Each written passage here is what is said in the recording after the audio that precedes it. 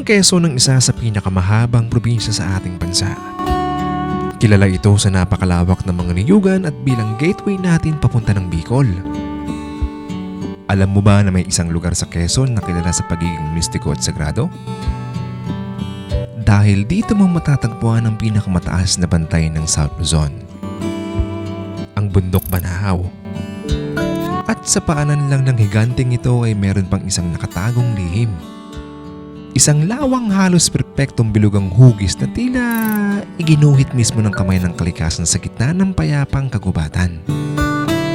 At mula sa payapang ganda, side trip naman tayo sa isang obra na nabuo dahil sa bagyo. Yan ang Paing Falls. Isang dating dilubyo pero ngayon ay isa ng paraiso. Naway samahan niyo po akong muli. Let's go!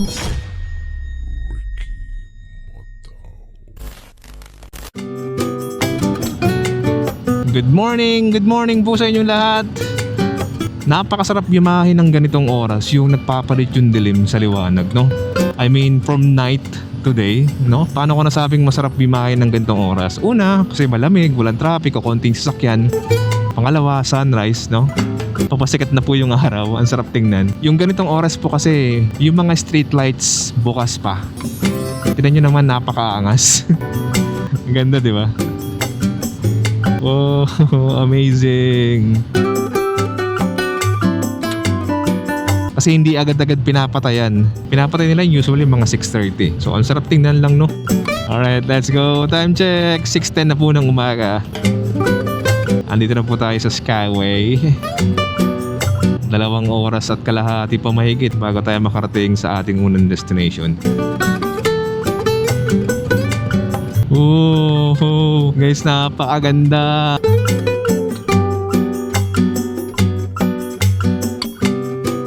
Tumapat tayo sa sa part na sumisikot yung araw, guys. Ito yung mga oras na napakasarap magpalipad ng drone, guys, Sa sitwasyon natin, sa pesto natin, walang lugar para magpalipad ng drone. Ganda, medyo silhouette yung yung mga buildings, yung matataas na buildings. Last week, dumaan po tayo ng Halsema Highway. Isang napaka-epic, napakagandang kalsadahan na may kaunting delikadong factor, no?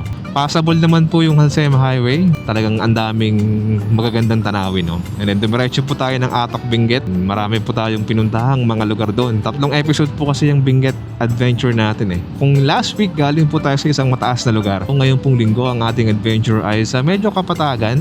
Uy, ang ganda naman ng sunrise. Wow!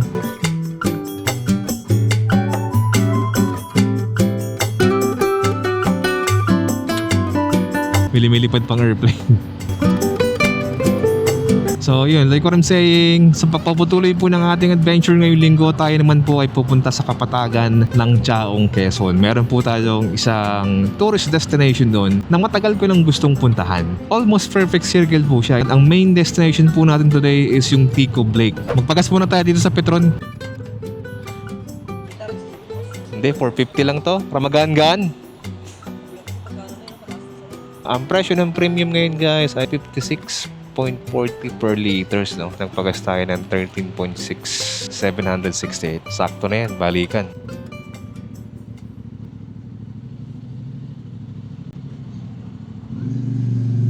Ang mahal naman ng toll, 475. Sharp left, Tanawan City. Sakit sa mata. So time check, it's 7:25 in the morning, no? Ang biyahe natin 1 oras at kalahati pa bago tayo makarating doon sa ating unang destination, which is Paing Falls, no? Pero may dadaanan pa tayo, along the way lang naman si Mount Banahaw. Hinto tayo saglit, ang sakit sa mata. Mag-shades tayo, no? Nakakasira yan ng mata, Huwag na pala, guys, kasi in 3 minutes kakaliwa tayo, So medyo hindi na tayo tatama sa araw. Single lens lang tong natin, helmet kasi. Dahil gusto ko yung medyo mas magaan-gaan. Hey guys, welcome back po sa inyo. So nakahanap po tayo ng perfect na spot when it comes to viewing the Mount Banahaw. Kung gusto niyo po ng maayos na pwesto para makita po yung buong Mount Banahaw, ito po yung pinaka-perfect spot. Wala pong bayad, libre lang. Tawag po dito ay Lukong's View Deck. Searchable naman po siya sa Google Maps. Mayroon pa siya dun sa baba, guys.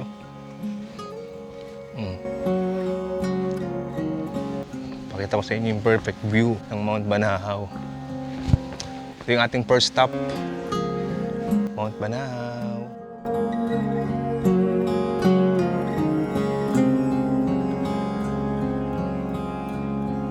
Kung mapapansin niyo po yung mga puno po sa mismong Mount Banahaw, no? Napakalago nila, parang bilog na napakakapal and napakaberde po niya, no? Kumpara sa mga bundok na nakita natin in the past vlogs, no? Sa mga nakaraang vlogs po natin na medyo kalbo, medyo madilaw, no? Parang nalalanta. Ito kung mapapansin niyo po siya, napakaberde, napakakapal po nung mga puno niya, no? According to my research, no? Volcanic soil po kasi yan, kaya talagang napakataas ng level ng mga minerals which is good for trees. Kaya kung mapapansin po natin ay napakayabong ika nga, no?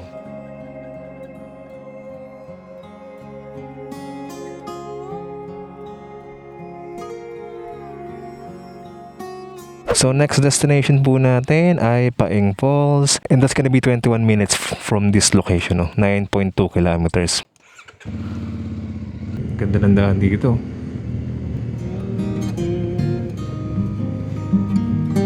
Engine braking lang tayo guys, ganda ng tanawin, no? Oh. Yung mga lokal dito, karamihan sa kanila may mga dalang itak, no? Which is normal naman yun. Okay, matatakot sa mga ganyang guys kasi normal po yan. Sa Marinduque, ganyan din sa amin eh. Kahit ako eh, medyo bata-bata ako nung nandun pa ako nakatira sa Marinduque. Lagi ako may dalang itak, pero hindi naman nananaga. Normal lang po talaga kasi mga pinanggagapas. Gapas is yung parang tatabasin mo yung mga damo-damo eh. Pinangkukuha ng tuba. Pero mababait po mga taga Quezon at mga taga Marinduque. Hindi ako masyado nagmamadali guys, tamang chill ride lang tayo kasi marami naman tayong oras. 16 minutes, andun na po tayo.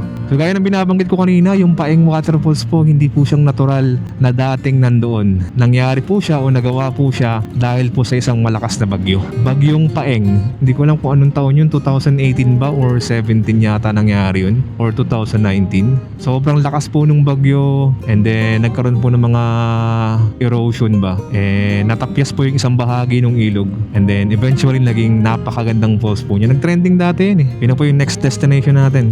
Uy, sharp curve oh. Easy.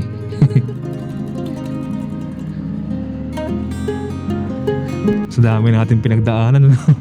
Sa Maliko, sa Baguio, sa Halsema, sa Atok, grabe yung sa Mount Timbak, grabe yung mga tarik-tarik dun. Slow down tayo kasi nasa kalagitnaan po tayo ng isang mataong barangay. Dapat dahan-dahan lang tayo.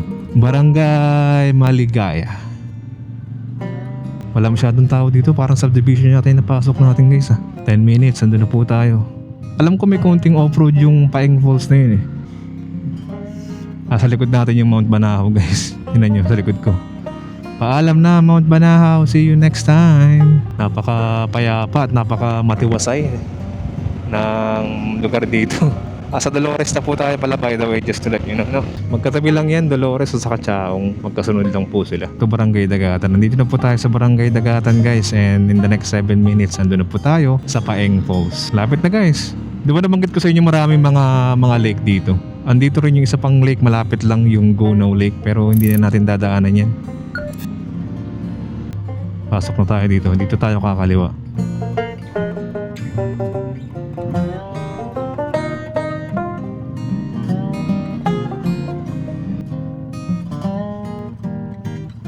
Ganda ng batis.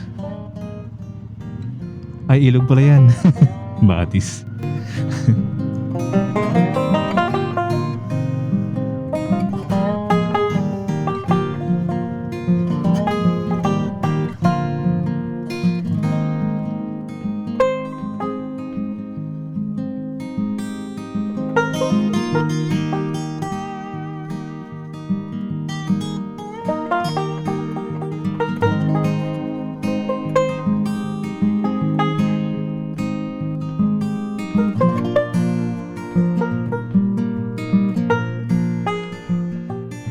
Pagkaliwa nyo dun guys, 3 minutes away na lang yung Paeng Falls.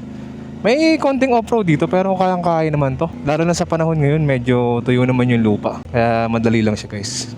Lapit lang na ito sa Mount Banahaw. Lalo na dun sa Yukong View Deck guys. So pag pupunta po kayo dito sa Tico Lake, daanan nyo na rin to. Kasi malapit lang din naman to.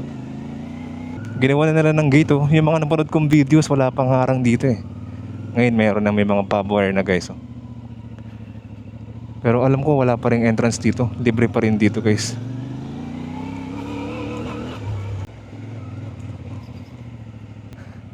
Saan po yung Paing Falls?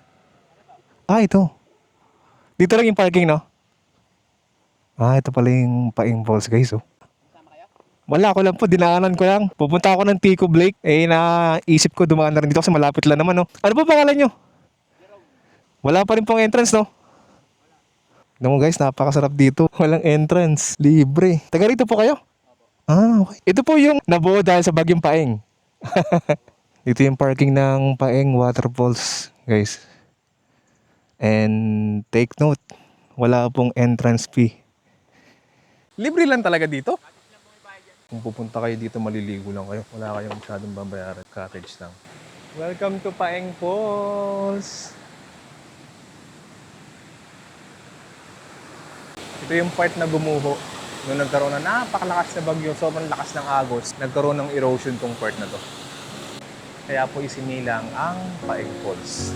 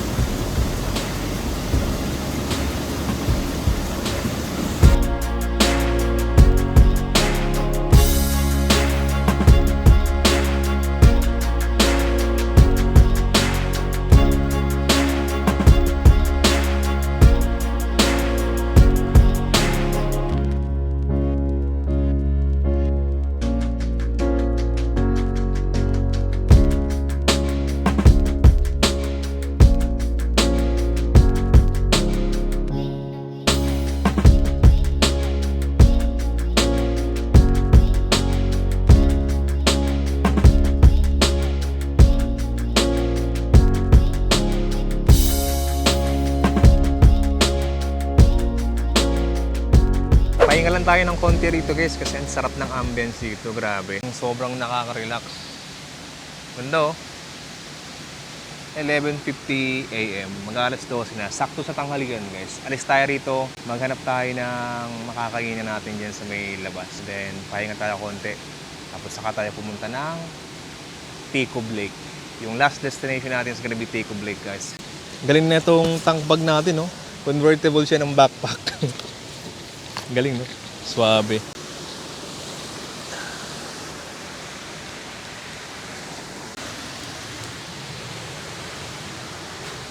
Magkano yung cottage? Ito po dito sa malaki 500, dito po ay 300 na. Ah, yung malaki 500, 300 yung maliit. Thank you. Nakuha na natin yung presyo ng cottage, guys. 500 malaki, 300 maliit. Pag babalik kayo, pupunta kayo dito. At marami kayong kasama, yun yung presyo ng cottage nila. Yung motor natin.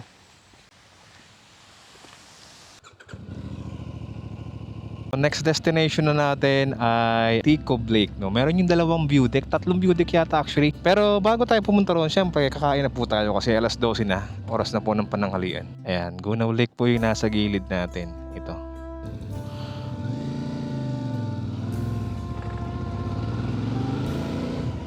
Pero hindi na po tayo dadaan dyan. Pakita ko lang sa inyo ng mabilis gamit yung drone natin. According to my research, hindi siya ganun ka well developed pa kumpara sa Tico Blake, no? Sana may makita tayo makakainan dito guys. Palabas na po tayo ng Dolores, Quezon. Sana may makainan tayo. I'm so hungry. Lumang bahay guys, oh. Yun yung mga panahon pa ng Kastila yata. Ayun, may nakita na ako guys.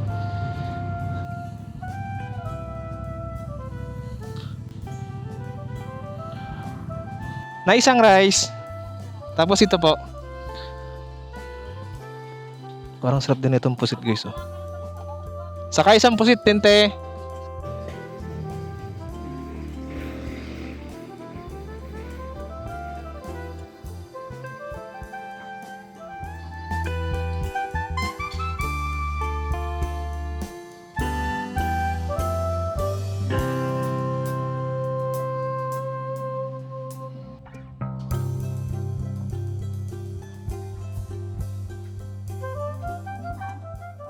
Tapos na tayong kumain guys, nakapag-church na tayo. Grabe, ang sarap ng ulam nila. Adobong pusit, saka apritada ba yun o menudo. It brings back a lot of memory nung bata pa ako sa Marinduque. Dito ko kumain guys. Oh. Wala siyang pangalan pero makikita nyo naman to. Anong kalsada ba to? Chaong Dolores Road. Diyan po kayo kumain. Sarap, grabe. Dalawat kalahating rice ako. Anyways, so time check mga kaibigan. Medyo tumambay ako dyan kasi nagpapalipas ako ng oras. 1:54 na po ng hapon. Medyo maaga pa yung dating natin kasi gusto ko medyo pahapon tayo dumating dun sa Tico Blake. 38 minutes, 21 kilometers. Let's go. 11 minutes, nandun na tayo sa destination natin. Ito na po yung huling destination natin for today's video. Ang Tico Blake. Isa po siyang mar, no? Pag sinabing mar, isa po siyang crater o yung malaking butas na nangyari o nabuo hindi dahil sa pagsabog ng bulkan o sa pagdaan ng lava. Nabuo siya dahil sa pagsingaw, steam, no? Sa pagsingaw ng malakas na pressure sa ilalim ng lupa. Crater, no? Created by steam. Yun yung pinagkaiba niya sa regular na mga crater na gawa ng bulkan. Kaya kung mapapansin nyo, nandun siya sa flat o sa kapatagan lugar, no? Hindi siya yung nasa taas ng bundok, gaya ng Taal, no? Yun po yung pinagkaiba niya. Chaong Elementary School. Kakanan tayo dito.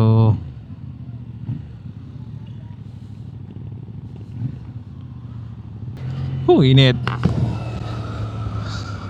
Sarap na ng vibe kasi probinsya yung sariwa yung hangin. Sariwang simoy ng hangin. Yung gandang oras ng tanghali, no? Sa tanghaling tapat, ang sarap itulog nito. Nasa probinsya ako sa Marinduque. Diyos ko, tulog kami nito. Habang nakikinig yung lola ko ng mga paborito niyang drama sa radyo. Yung Tiririri, ako ang inyong Tia Dili. Ilog, oh.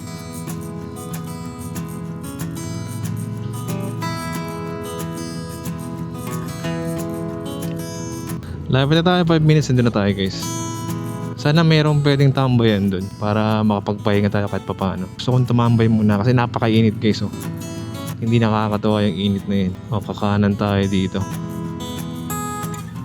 Rotary International. Dito ang daan. Oops, mali. Ayoko dito dumaan guys. Gusto ko rin sa isa yung may parang diretsong daanan. Doon tayo sa kabila.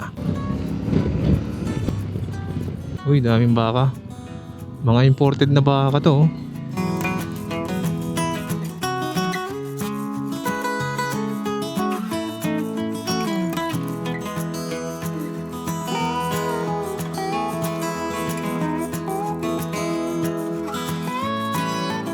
Alam ko dito na yung kakaanan Ayan, ito na nga siya guys, oh. Ayan, oh, Tico Blake. Ito yung sinasabi ko sa inyo yung diretsong daanan. Ayan, oh. Oh.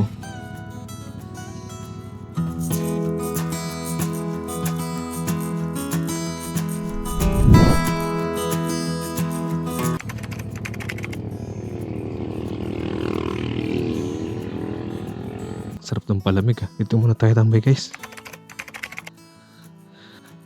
Sobrang init. Tico Blake. May nakita ko mga bangkado na parang resort po. Meron po bang resort dyan sa baba? Kala ko resort kasi mukhang bangka, mukhang kubo. Palaisdaan po pala. Mayroon pa palang isang view deck dito guys Ito pa isa yan. Daming ang view deck dito. Mas malilim dito. Oo nga, may mga upuan nga guys Ganda ng pwesto pala dito Ayun Dito pala maganda tumambay. Guys, may mga upuan dito. Hindi natin to alam Yun pala yung sinasabi ni tatay. May mga upuan dito. Check natin yung pinakandulo, no? Wala na yata rito sa part na to guys. Wala na.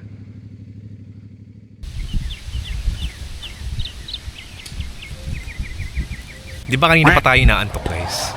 Kanina pa ako naghahanap ng mahihigaan. Dito pala meron. 3:23 pa. Sobrang init pa kasi guys, hindi tayo makapagpalipad ng drone.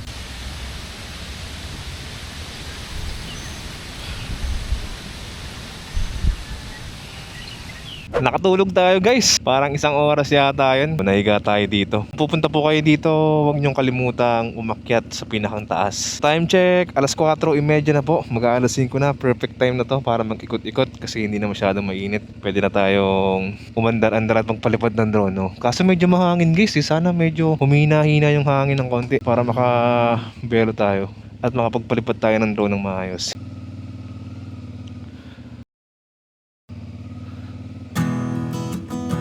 Napaka-relaxing. Sabi ni tatay kanina, hindi na talaga pwedeng bumaba dyan sa ibaba. Kailangan kayong kumausap ng lokal, magpaalam, at saka magpasama.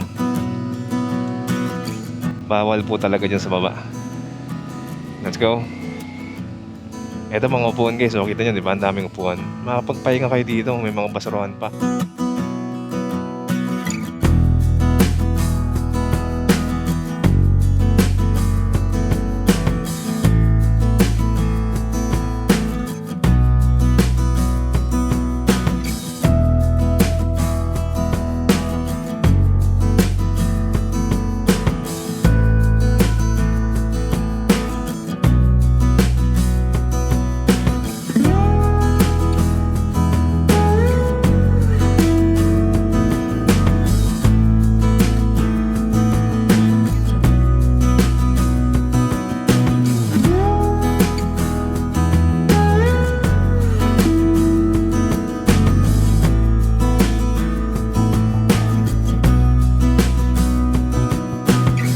Hey guys, may nakilala tayong mga taga Laguna and Batangas. Nervin, salamat po sa company.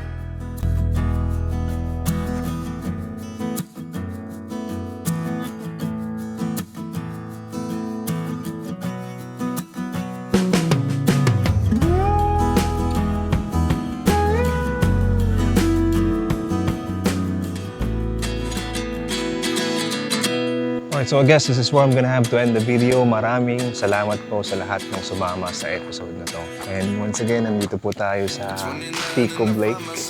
Dito po sa Chaong Quezon. Pauwi na tayo pero nakita pa natin yung dalawang mundo. Shout out! Yay! Kita? It's kind of funny that the more we pass time, the more we need to set the rewind. And 19 was the year I had to leave you, but now I'm seeing all the signs.